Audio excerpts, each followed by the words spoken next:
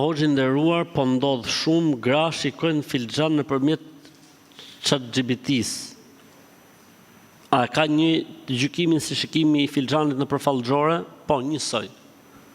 E po, e kështë dëgjuar këtë ti? Subhanallah, çfarë bëhet në Allah? Pra shikimi i filxhanit është dalje nga Islami, dalje nga feja, edhe nëse ai që e shikon filxhan është njeri, fallxor apo fallxore, sharlatan apo sharlatane, mashtrues apo mashtruese, apo është në këtë rast ChatGPT-ja që pas ka filluar me pa dhe filxhanet. Ej Zot, o Zot i madh, jipi mend o Allah këtyre njerëzve se keq puna për Zotin. Ka të njëjtin gjykim.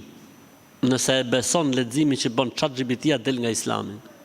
Nëse e bën për qejf, kot, për kuriozitet, 40 ditë nuk pranohet namazi.